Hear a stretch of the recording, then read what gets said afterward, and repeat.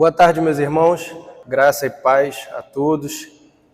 Estamos dando início a mais uma série de estudos em nossa EBD. Hoje nós iniciaremos uma nova fase. Nos anos anteriores, nós estudamos a questão doutrinária. Falamos bastante sobre a Confissão de Fé de Westminster e no ano seguinte sobre o Catecismo Maior. Então foram 2 anos de estudos bem doutrinários, mas este ano o pastor Joel, juntamente com o conselho, decidiu que traríamos um tema mais prático para a nossa vida diária, para o nosso dia a dia, para as nossas aplicações pessoais. Esse tema será razão e obediência. E nós usaremos 2 livros como textos bases para os estudos, que é este aqui, Razão para Crer, do R6 Pro, e no segundo semestre, Uma Longa Obediência na Mesma Direção, que é do Eugene Peterson, ou Peterson. Depois, se os irmãos quiserem dar uma olhadinha aqui, está aqui à disposição. Então vamos dar início. Hoje eu trouxe uma breve introdução, eu não vou direto já ao primeiro capítulo do livro, Razão para Crer, porque ele já traz de cara alguns embates entre a Bíblia Sagrada e algumas questões do mundo, como a Bíblia contradiz com a ciência, a Bíblia é um livro cheio de mitos, a Bíblia é um livro de contradições. Então o autor já entra direto nesses temas. Mas eu queria trazer um breve resumo da história da Bíblia primeiro, antes de entrarmos já nesse assunto. Salmo 119, verso 11, diz assim: escondi a tua palavra no meu coração, para eu não pecar contra ti. Romanos capítulo 10, verso 17 diz: de sorte que a fé vem pelo ouvir, e o ouvir da palavra de Deus. Enquanto João capítulo 5, verso 39, Jesus diz assim: examinai as Escrituras, porque vós cuidais ter nelas a vida eterna, e são elas que de mim testificam.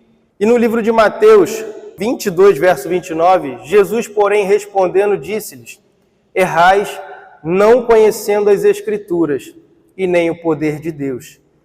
Então, irmãos, perceba que a própria Bíblia dá ênfase à palavra de Deus, a ela mesma. Nós, como cristãos, temos este livro como nossa base de regra de fé e prática. Como eu falei, nos anos anteriores estudamos a Confissão de Fé de Westminster, estudamos o Catecismo Maior, as crianças estudaram um breve catecismo, mas todos esses documentos, eles apontam para a Bíblia Sagrada, como palavra de Deus, inerrante, a única que tem autoridade sobre todos esses documentos. Deus, ele se revela ao homem através da natureza. Deus se revela ao homem através até mesmo da própria consciência humana. Muita gente que rotulamos pessoas boazinhas, bonzinhos, tem consciência do que é certo, do que é errado, e eles até vislumbram que existe um Deus, cada um do seu jeito. Mas a Bíblia Sagrada é a única fonte que revela o Deus Salvador. Não há outro caminho, irmãos. Lembra que nós lemos? A fé vem pelo ouvir e o ouvir da palavra de Deus. Então Deus, ele resolve se revelar ao homem ou aos seus eleitos de uma maneira especial, que são as Santas Escrituras, ou a Bíblia Sagrada, aonde ele nos revela a sua vontade, os seus propósitos, as suas promessas, as suas bênçãos, as suas maldições, aonde ele revela como tudo foi criado, como nós fomos criados, como nós caímos e nos afastamos dele, e como nós somos redimidos por ele mesmo. E a Bíblia também revela como tudo um dia irá terminar, aqui nessa terra, porque a eternidade nos aguarda. E é algo muito espantoso pensar que há um Deus Criador que fez todas as coisas com o poder da sua palavra, ao som da sua voz, tudo se forma, porque ele determinou que assim fosse. Um Deus que determinou tudo exatamente da maneira que é, um Deus que rege todo o universo com o seu soberano poder. Ele pega povos, reis, personagens intrigantes. Esse Deus, ele pega milagres extraordinários e tantas outras coisas no decorrer de milhares de anos e de maneira tão assombrosa e tão miraculosa, resume num livro composto por mais de 40 autores diferentes. Num período de aproximadamente 1.200 anos, desde Moisés a João, aos Evangelhos. 1.200 anos este livro demorou para ser escrito por aproximadamente 40 pessoas diferentes. Então, por si só, se a gente parasse aqui, a aula hoje fosse baseada só nisso, só de imaginar como a Bíblia Sagrada foi formada, já é algo extraordinário demais para as nossas mentes. Para pensar por um minuto, irmãos. Que livro espantoso. Você já parou para pensar quanto tempo você tem de convertido, de cristão? Quantas vezes você já leu a Bíblia toda, de Gênesis a Apocalipse? Qual a importância você dá a esse livro? O livro mais divulgado de toda a história da humanidade, o livro mais, como que eu posso dizer, traduzido da história da humanidade, o livro mais vendido, mais de 4 bilhões de exemplares, o livro mais impactante, onde nações foram geradas com base nesse livro, onde leis humanas foram formadas com base nesse livro, onde juízes muitas vezes usam deste livro para julgar determinados casos. Qual a importância que nós cristãos damos a este livro? Já parou para pensar nisso, irmãos? Hoje nós podemos desfrutar dele. Mas esses que eu citei, povos, reis, personagens, eles não sabiam que estavam fazendo parte de algo tão grandioso e de que um Deus santo e dominador os guiava para que com suas próprias vidas eles escrevessem a história que tem um autor divino por trás.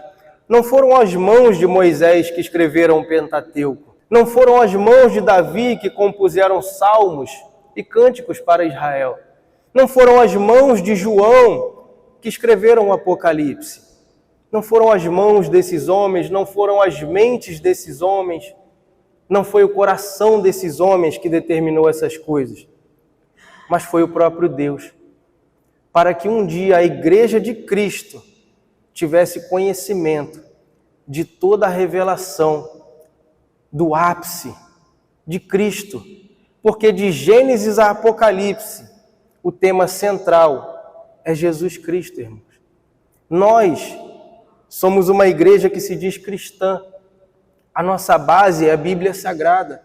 E para pensar um minuto, irmãos.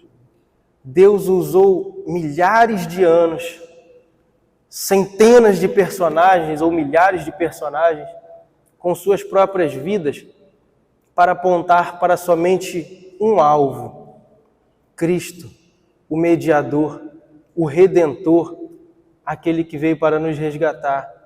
Porque se pegarmos de Gênesis a Apocalipse, a Bíblia só fala dele.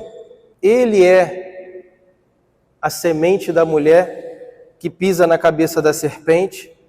Ele é o descendente de Abraão, mediante aquele todas as famílias seriam benditas. Ele é o Cordeiro Pascal, que foi imolado e o seu sangue foi passado nas portas, nos umbrais das portas e livrou os hebreus no Egito. Ele é o verdadeiro tabernáculo que se movia no deserto em meio ao povo, é ele. Ele é a verdadeira arca da aliança. Ele é o verdadeiro sentido das festas de Israel. Ele é o verdadeiro sentido para qual o sábado aponta, porque ele é o nosso descanso. Ele é o nosso sumo sacerdote, o verdadeiro profeta. Ele é o Rei dos Reis. Ele é o caminho para Deus. Ele é a porta. Ele é o Salvador. Ele é o Messias tão anunciado no Antigo Testamento. Ele é o sol da justiça, a resplandecente estrela da manhã. Ele é o edificador da igreja. Ele é o cabeça da igreja, o cordeiro que foi morto, mas que vive pelos séculos dos séculos, aquele que está assentado no trono à direita de Deus Pai, o único digno de pegar o livro das mãos de Deus e desatar os selos, o único que tem o livro da história em suas mãos. Ele é a nossa esperança, é o nosso Redentor, a nossa justiça, o nosso mediador, aquele que vai voltar para nos buscar. É Ele, o tema de toda a Bíblia, do livro que eu já disse aqui, mais divulgado no decorrer da história da humanidade. Uma curiosidade, alguém sabe qual foi o primeiro livro impresso da história? A Bíblia, irmãos, na Alemanha, aproximadamente no ano de 1452, se eu não me engano. Um livro que marcou a história da humanidade, que foi escrito não somente pelo sangue do Cordeiro, mas pelo sangue de muitos irmãos que vieram antes de nós. Muitos deram suas vidas pela Bíblia, pela palavra de Deus. Os profetas do Antigo Testamento, os apóstolos do Novo Testamento deram suas vidas por causa desta palavra, deste livro.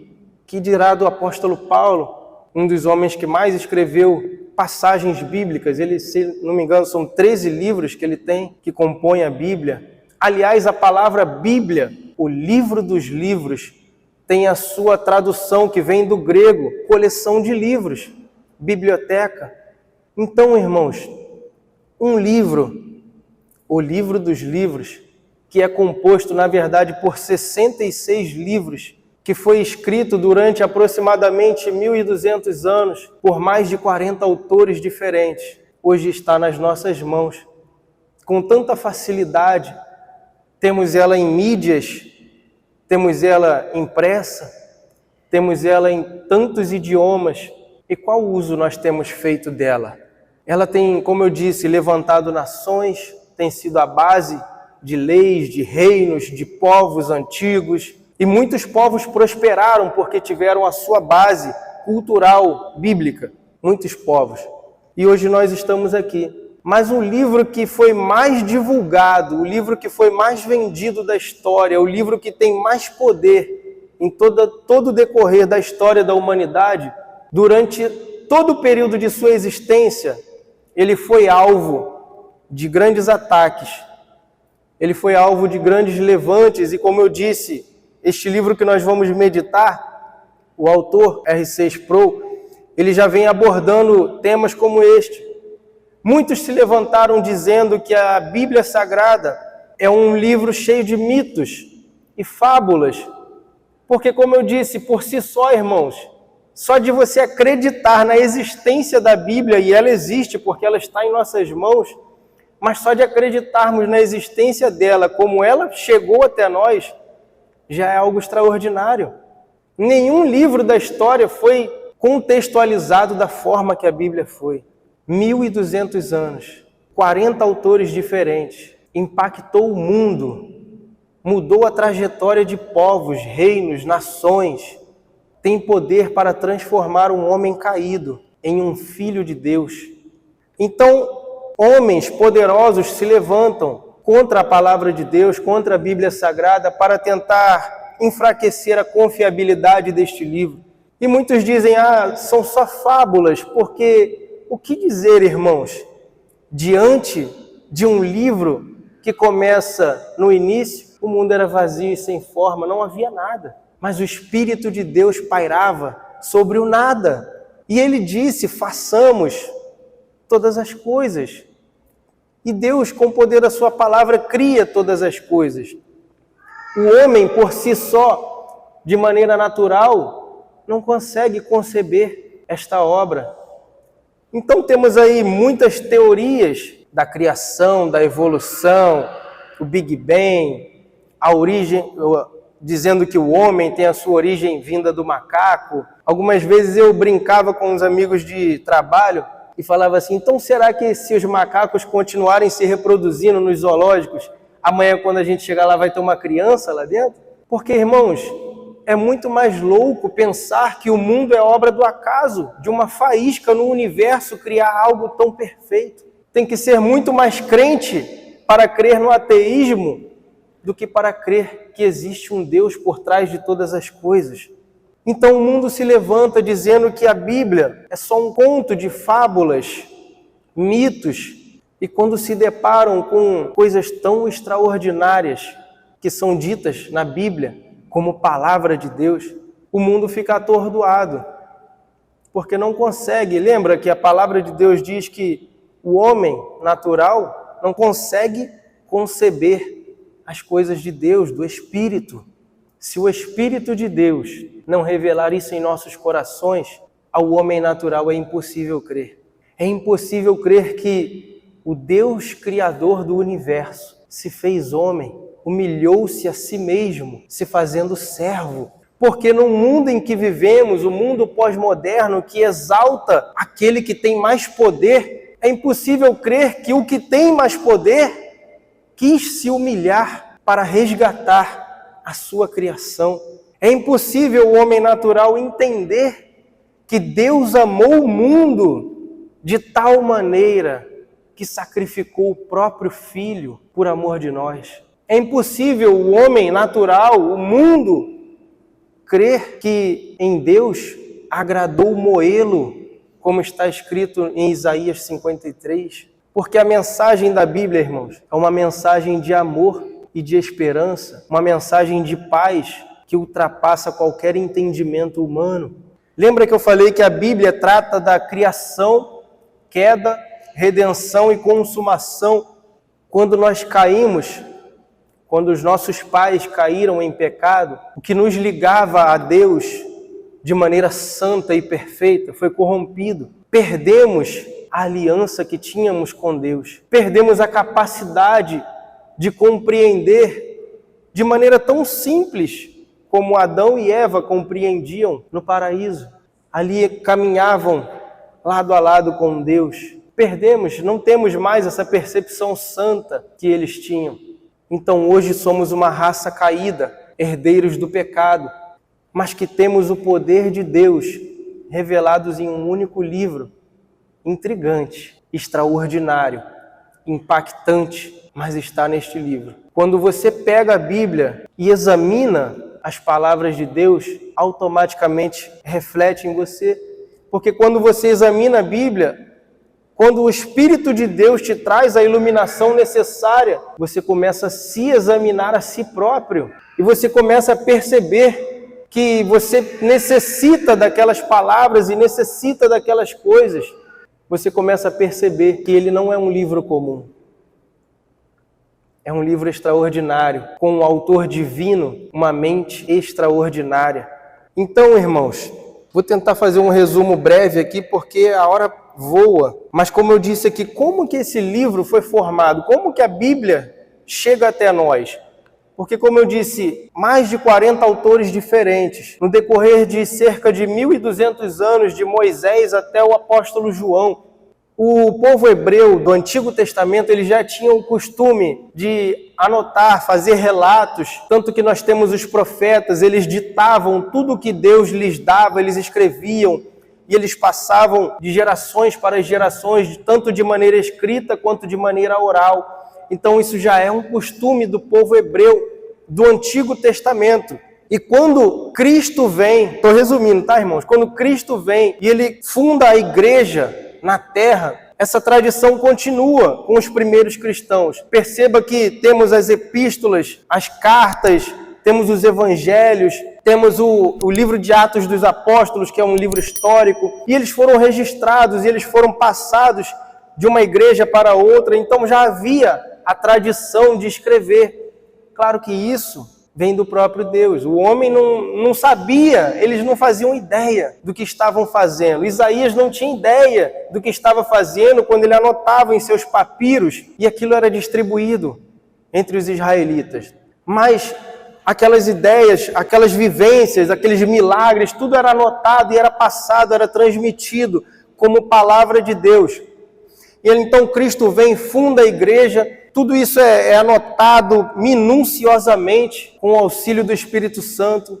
E aquilo é passado de geração para geração. Mas já no primeiro século, homens se levantam, como eu posso explicar, para trazerem novas revelações, além do que já estava escrito. Nós temos os livros apócrifos, que foram escritos posteriormente, no período dos pais da igreja. Nós temos cartas que eram escritas por outras pessoas e eram assinadas como se fossem grandes homens de Deus.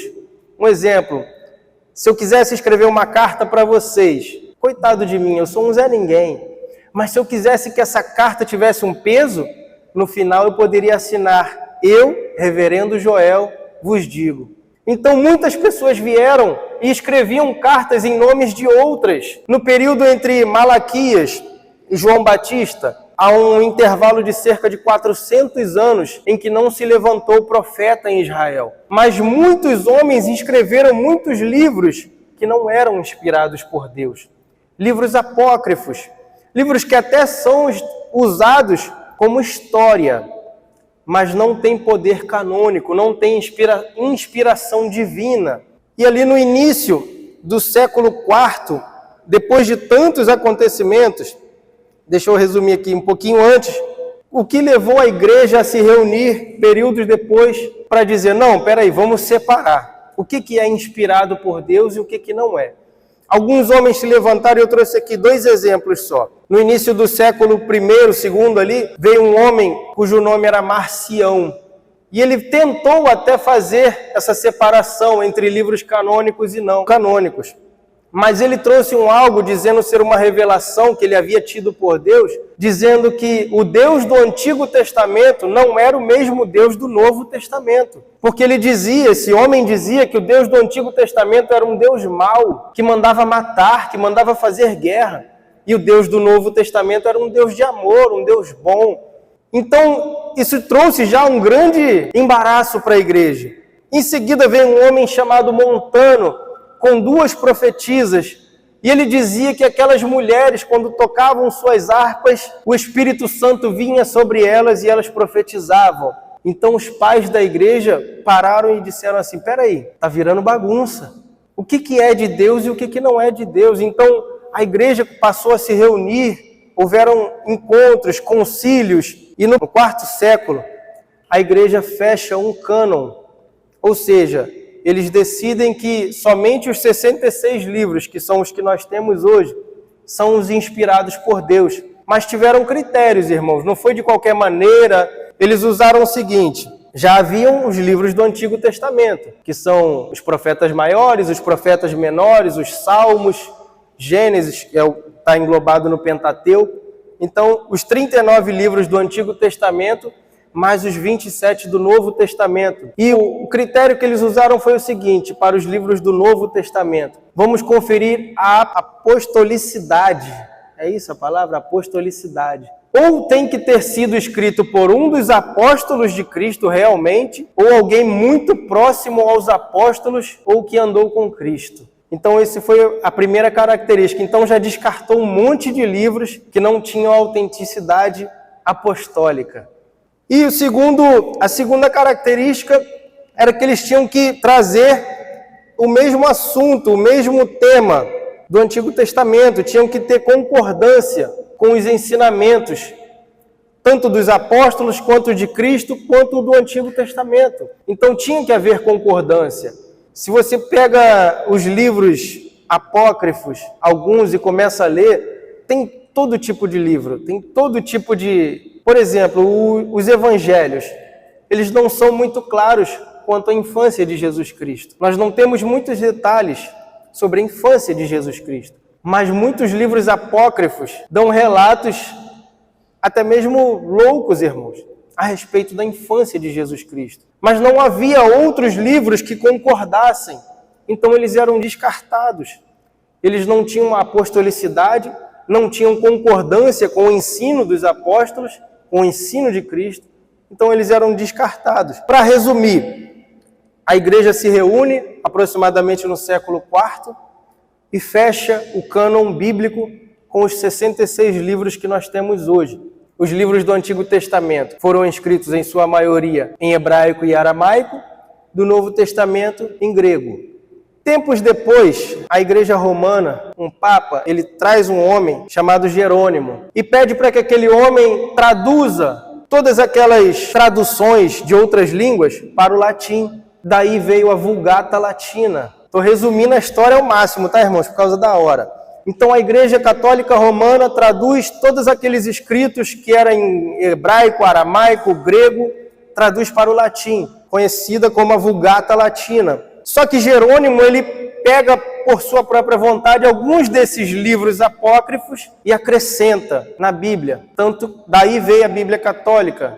Nossa Bíblia tem 66 livros, a deles acho que tem 7 a mais, não é isso? A deles acho que tem Macabeus, Tobias, Judite, enfim. Jerônimo acrescentou esses livros. A igreja cristã, evangélica, protestante, não reconhece esses livros como livros canônicos, mas a igreja católica reconhece. Então ele traduz para o latim e a Bíblia passa a ser toda em latim. As missas eram ministradas em latim e alguns daqueles homens nem entendiam, nem os que estavam ouvindo, nem os que estavam ensinando, porque o latim era uma língua difícil, mas na Idade Média a Bíblia usada era a Vulgata Latina.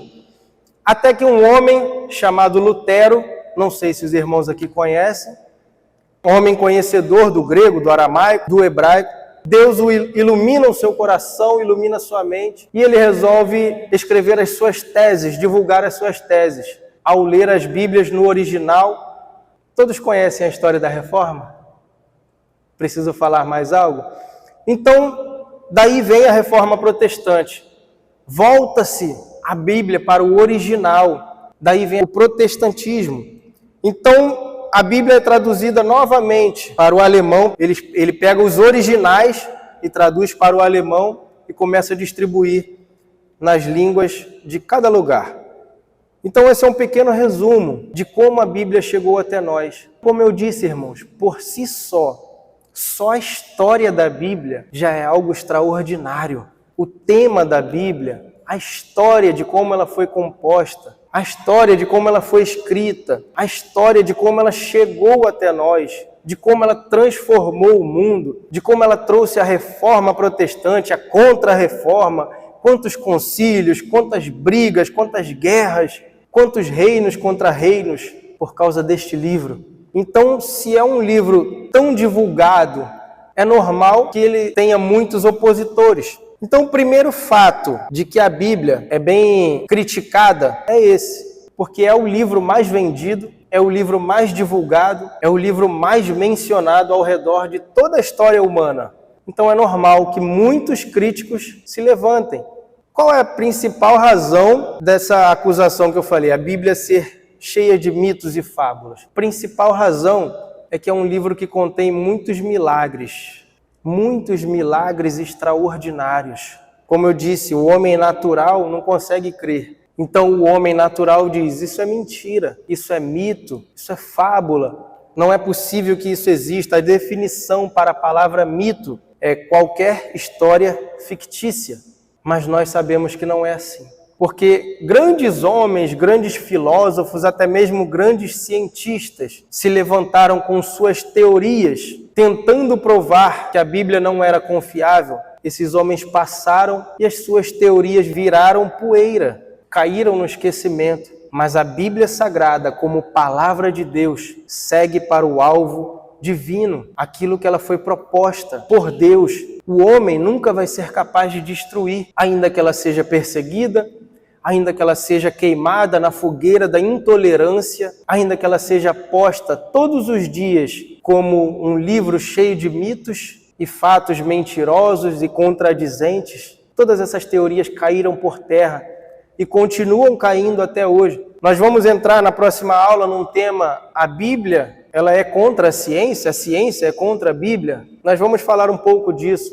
Na verdade, a Bíblia é a base da ciência. Então, a ciência, a arqueologia também tem provado que os fatos bíblicos narrados são história verdadeira. Não são mitos, não são fábulas. O que dizer, irmãos, do dilúvio na época de Noé? É um mito?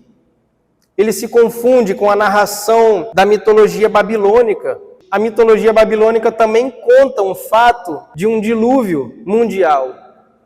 Mas por que existe essa confusão narrativa na história? Se houve um fato, é fácil, se houve um fato que impactou o mundo da maneira que impactou, como o dilúvio da época de Noé, é bem normal que outros povos tentassem narrar esse fato. E como que eles narraram? Narraram através da sua própria concepção. Mas nós hoje temos a revelação de Deus, de como tudo aconteceu. E a arqueologia tem provado dia após dia os fatos bíblicos que ocorreram da maneira que a Bíblia descreve.